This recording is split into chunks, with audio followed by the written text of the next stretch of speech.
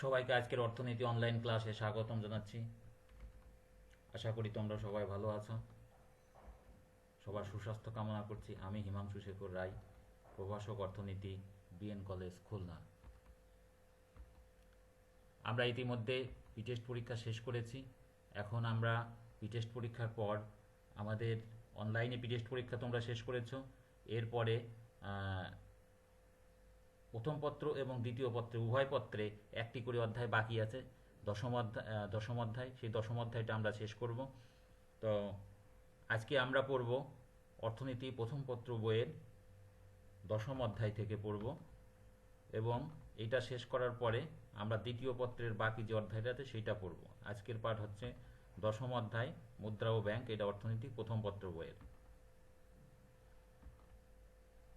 এই পাঠ শেষে আমাদেরকে যা শিখতে হবে সেটা হলো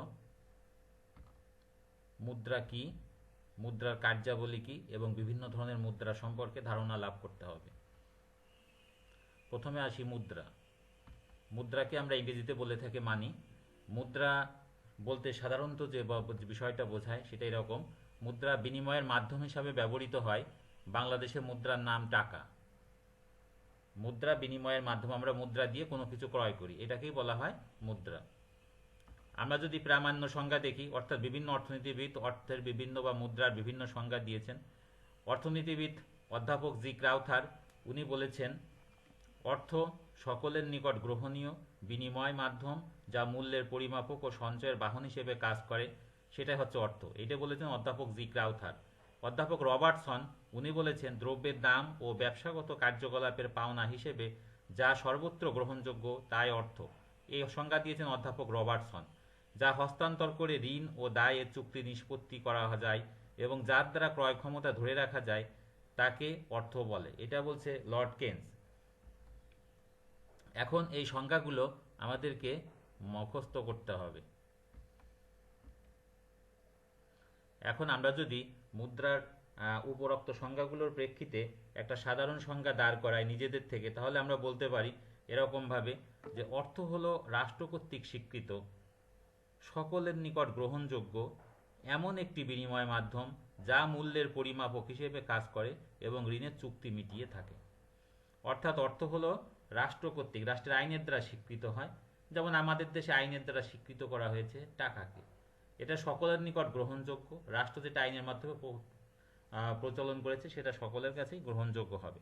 এমন একটি বিনিময় মাধ্যম যা মূল্যের পরিমাপক হিসেবে কাজ করে এবং ঋণের চুক্তি মিটিয়ে থাকে, এটাই অর্থ। এবার আসি মুদ্রার কার্যাবলী।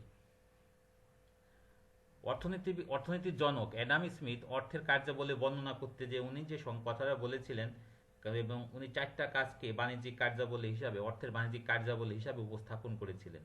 উনি একটা কবিতার ছত্রের মাধ্যমে এভাবে ওনার কার্যাবলীকে উপস্থাপন করা হয়: money is a matter of function for a medium, A measure, A standard, A store. এছাড়াও মুদ্রার অন্যান্য কার্যাবলী রয়েছে। মুদ্রার কার্যাবলীকে নিম্নোক্ত ছকের মাধ্যমে, পরপৃষ্ঠায় আমরা যে ছক দেখাচ্ছি, ছকের মাধ্যমে উপস্থাপন করা যায়। মুদ্রার কার্যাবলীকে তিন ভাগে ভাগ করা হয়েছে: একটা বাণিজ্যিক কার্যাবলী, সামাজিক কার্যাবলী এবং মনস্তাত্ত্বিক কার্যাবলী। বাণিজ্যিক কার্যাবলীর অন্তর্ভুক্ত হচ্ছে এই কাজগুলো, যেটা বিনিময়ের মাধ্যম, মূল্যের পরিমাপক, স্থগিত লেনদেনের মান, সঞ্চয়ের বাহন, মূল্য স্থানান্তর, ঋণের সুবিধা, তারল্যের মান, বন্টন, সম্পাদন। এই কাজগুলো বাণিজ্যিক কার্যাবলী হিসেবে অর্থ করে থাকে। যেমনটা মনে করা যায় বিনিময়ের মাধ্যম সৃষ্টি।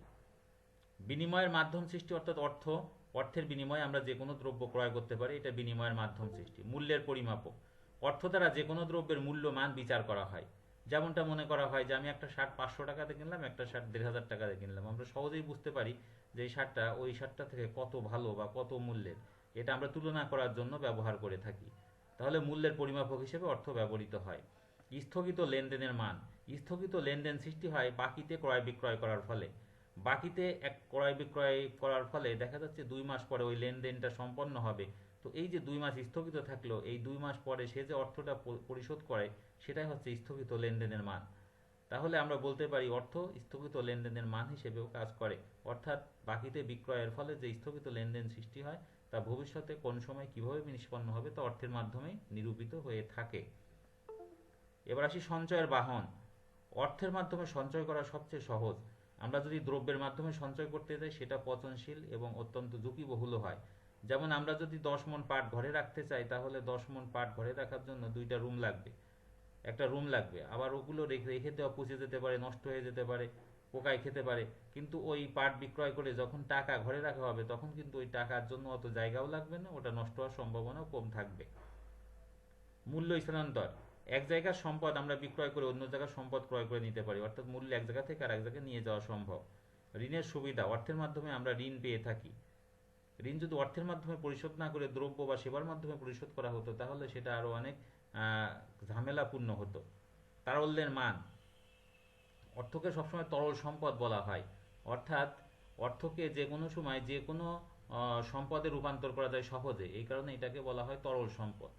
আমরা তরল পানির কথা জেনে থাকি। পানিকে যখন যে পাত্রে রাখা যায় সেই পাত্রের আকার দেওয়া যায়। ইচ্ছা করলে বাটির মধ্যে দিলে বাটির আকার, কাপের ভিতর দিলে কাপের আকার পাবে। ঠিক অর্থকে ওরকম, অর্থকে যখন যে সম্পদে রূপান্তর করা যাবে তখন সেই সম্পদে রূপান্তর হবে। বন্টন সম্পাদন। অর্থের মাধ্যমে কে কি পাবে, উৎপাদনের মালিক, শ্রমের মালিক, মূলধনের মালিক, সুদ, সংগঠক মুনাফা পাবে, এগুলো বন্টন নির্ধারিত হয়ে থাকে। এগুলো বাণিজ্যিক কার্যাবলী। বাণিজ্যিক কার্যাবলীর ভিতর মনে করতে হবে যে অ্যাডাম স্মিথ 4টা কার্যাবলীর কথা বলছে, যেগুলো আমরা উপরে ইন্ডিকেট করেছি: বিনিময়ের মাধ্যম সৃষ্টি, মূল্যের পরিমাপক, স্থগিত লেনদেনের মান, সঞ্চয়ের বাহন। এই 4টা কার্যাবলী অবশ্যই তোমাকে লিখতে হবে, দেন তারপর অন্যগুলো লিখতে হবে। নেক্সট আসি সামাজিক কার্যাবলী। সামাজিক মর্যাদা বৃদ্ধি। যার কাছে অর্থ বেশি থাকে তার সামাজিক মর্যাদা বেশি হয়। সামাজিক সম্পর্ক দৃঢ়করণে। আমরা সামাজিক সম্পর্ক দৃঢ়করণেও অর্থ ব্যবহার করে থাকি। আমরা বিভিন্ন প্রকার সামাজিক অনুষ্ঠানে উপহার হিসেবে অর্থ প্রদান করে থাকি। ভবিষ্যতের নিশ্চয়তা। ভবিষ্যতের নিশ্চিত জীবনের জন্য বা সন্তান সন্ততির নিরাপত্তার কথা ভেবে মানুষ অর্থকে সঞ্চয় করে রাখে। সামাজিক কাঠামো উন্নয়ন, রাস্তাঘাট, যানবাহন ইত্যাদি উন্নয়নের জন্য অর্থ ব্যবহৃত হয়। এছাড়া রয়েছে অর্থের মনস্তাত্ত্বিক কার্যাবলী বা মুদ্রার মনস্তাত্ত্বিক কার্যাবলী। মনস্তাত্ত্বিক কার্যাবলী হচ্ছে অর্থ যখন যার কাছে যায় তখন তার মনটা ভালো থাকে, তখন সে খুশি অনুভব করে। এটাই বেসিক্যালি অর্থের মনস্তাত্ত্বিক কার্যাবলী। এখন আমরা বিভিন্ন ধরনের মুদ্রা দেখতে পাই। আমরা যদি মুদ্রাকে দুইভাবে ভাগ করতে পারি, একটা বিহিত মুদ্রা, একটা হচ্ছে ঐচ্ছিক মুদ্রা। বিহিত মুদ্রা, যে মুদ্রা বা অর্থ দেশের সরকারের আইন দ্বারা প্রচলন করা হয় এবং বিনিময়ের মাধ্যম হিসাবে জনসাধারণ গ্রহণ করতে বাধ্য থাকে, তাকে বিহিত মুদ্রা বলে। বিহিত মুদ্রা অর্থাৎ সরকারের আইনের মাধ্যমে যে মুদ্রা প্রচলিত হয়। আমাদের দেশে বিহিত মুদ্রা কি? টাকা। এবার আসি ঐচ্ছিক মুদ্রা। চেক। আমরা ব্যাংকে যখন টাকা জমা রাখি, ব্যাংক আমাকে একটা চেক দেয়। Cheque, bank draft, pay order, treasury bill ইত্যাদি দেনা পাওনা মেটানোর কাজে ব্যবহৃত হলেও যদি কেউ গ্রহণ করতে না চায় তবে তাকে বাধ্য করা যাবে না, তাই ওইগুলোকে ঐচ্ছিক মুদ্রা বলে। Cheque, bank draft, pay order যেগুলো আছে, এগুলার ক্ষেত্রে দেখা যায় যে ব্যাংক একজন ব্যক্তিকে যদি দেনাপানা পরিশোধ করার কাজে ব্যবহার করা হয়, সে এটা গ্রহণ করতেও পারে, নাও করতে পারে, তার ইচ্ছার উপর নির্ভর করে। এটা আইনের দ্বারা কোনো করা নাই যে এই যে চেক তো আমি চেকের মাধ্যমে দিতে হবে, এরকম কোনো আইন নাই। তাই এগুলোকে ঐচ্ছিক মুদ্রা বলা হয়। এখন যেটা বিহিত মুদ্রা ছিল, আমরা বললাম একটা বিহিত মুদ্রা, একটা ঐচ্ছিক মুদ্রা। বিহিত মুদ্রা যেটা, এই বিহিত মুদ্রাকে দুইটা ভাগে ভাগ করা হয়। একটা হচ্ছে অসীম বিহিত মুদ্রা আর একটা হচ্ছে সসীম বিহিত মুদ্রা। অসীম বিহিত মুদ্রা মানে হচ্ছে নোট, যে সমস্ত নোটের মাধ্যমে যে কোনো পরিমাণ লেনদেন নিষ্পন্ন করা যায়। আমাদের দেশে যে কয়েকটা নোট আছে, 5 টাকা, 10 টাকা, 20 টাকা, 50 টাকা, 100 টাকা, 500 টাকা, 1000 টাকা, এই নোটগুলো আমাদের অসীম বিহিত মুদ্রা হিসেবে ব্যবহৃত হয়। আর সসীম বিহিত মুদ্রা বলতে আমরা বুঝি যে মুদ্রা কয়েন যেগুলো, এগুলো দিয়ে বেশি পরিমাণ লেনদেন সম্পন্ন করা যায় না, এগুলো মূলত ভাঙতি টাকার জন্যই ব্যবহার করা হয়ে থাকে। আমরা যে সংজ্ঞাটা লিখেছি অসীম বিহিত মুদ্রা, যে বিহিত মুদ্রা যে কোনো পরিমাণ লেনদেন করা যায় তাকে অসীম বিহিত মুদ্রা বলে। যেমন 5, 10, 20, 50, 100, 500, 1000 টাকা কাগজের নোট যেগুলো, সেগুলো হচ্ছে বিভিন্ন ধরনের অসীম বিহিত মুদ্রা। এবার আসি সসীম বিহিত মুদ্রা। সসীম মানে সীমাবদ্ধ। যে বিহিত মুদ্রার মাধ্যমে শুধুমাত্র স্বল্প পরিমাণ লেনদেন সম্পাদন করা যায়, বড় কোনো লেনদেন সম্পাদন করা যায় না, তাকেই সসীম বিহিত মুদ্রা বলে। যেমন 1 ও 2 টাকার কাগজের নোট, 50 পয়সা, 1 ও 2 টাকার কয়েন, যার বিপরীতে মূল্যমান বাংলাদেশ সরকার সংরক্ষণ করে না। অর্থাৎ যেগুলো সসীম বিহিত মুদ্রা, এগুলো সাধারণত ধাতব মুদ্রা হয় এবং এর বিপরীতে কোনো মূল্যমান সরকার বহন করে না, এগুলোকে বলা হয় সসীম বিহিত মুদ্রা। এইগুলো বেসিক্যালি সৃষ্টি করা হয়েছে যাতে ভাঙতি টাকা করার জন্য, কিন্তু এইগুলো দিয়ে মূল লেনদেন করার কথা না। এই কারণে এগুলো একটা নির্দিষ্ট পরিমাণের বেশি যদি কাউকে দেওয়া যায় তাহলে সে মাঝে মধ্যে নিতে অস্বীকার করে। যেমন যদি কেউ 2 লাখ টাকা যদি কেউ 2 লাখ টাকা অর্জন দেনা পাওনা লেনদেন থাকে, তা যদি 2 লাখ টাকার কয়েন দেওয়া যায় সে নাও নিতে পারে।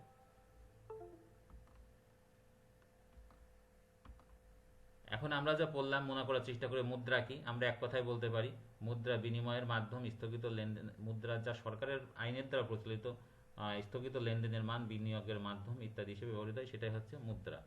মুদ্রাকে বিনিময়ের মাধ্যম বলা হয় কেন? মুদ্রার সাহায্যে যে কোনো দ্রব্য ক্রয় বিক্রয় করা যায়, এই কারণেই মুদ্রাকে বিনিময়ের মাধ্যম বলা হয়। মুদ্রার মনস্তাত্ত্বিক কার্যাবলী কি? যখন মানুষের হাতে মুদ্রা থাকে তখন তার মন ভালো থাকে, এই কারণে বলা হয় মুদ্রা। এটাই হচ্ছে মুদ্রার মনস্তাত্ত্বিক কার্যাবলী। অসীম ও সসীম বিহিত মুদ্রার মধ্যে পার্থক্য কি? অসীম বিহিত মুদ্রা কাগজের নোট, যেগুলো বাংলাদেশ ব্যাংক কর্তৃক প্রচলিত হয় এবং যে কোনো পরিমাণ লেনদেন কাজে ব্যবহৃত হয়। সসীম বিহিত মুদ্রা সাধারণত কয়েনগুলো থাকে, এগুলো নির্দিষ্ট পরিমাণ এর বেশি সাধারণত লেনদেন করা যায় না বা কেউ নিতে অস্বীকৃতি করতে পারে। এখন তোমরা বাসায় বসে এই জিনিসটা লিখবা, মুদ্রার কার্যাবলী পড়বা এবং লিখবা, খাতায় লিখবা। এটা ব্রড প্রশ্ন, এটা খুবই ইম্পর্টেন্ট। তবে মনে রাখবো যে প্রথম চারটা বাণিজ্যিক কার্যাবলীর ওই চারটা তোমাকে অবশ্যই লিখতে হবে। যদি 4টা কার্যাবলী লিখতে বলো ওই 4টা লিখতে হবে, পরেরগুলো পরে লিখতে হবে। সময় পেলে লিখবা, যদি দরকার হয় লিখবা, না হলে না লিখবা। তাহলে আজকের পড়া হচ্ছে এই পর্যন্তই। আমরা মুদ্রা চ্যাপ্টারটা দেখলাম 10ম অধ্যায়ের। আশা করি তোমরা পড়বা এবং সামনে তোমাদের পরীক্ষা, আন্তরিকতা সহকারে পড়বা। পড়ার কোনো বিকল্প নাই। করোনা পরিস্থিতির ভিতর তোমরা সবাই বাসায় থাকবা, নিরাপদে থাকবা, সুস্থ থাকবা, এই আশাবাদ ব্যক্ত করছি এবং সবাইকে ধন্যবাদ জানিয়ে আজকের ক্লাস এখানেই শেষ করছি।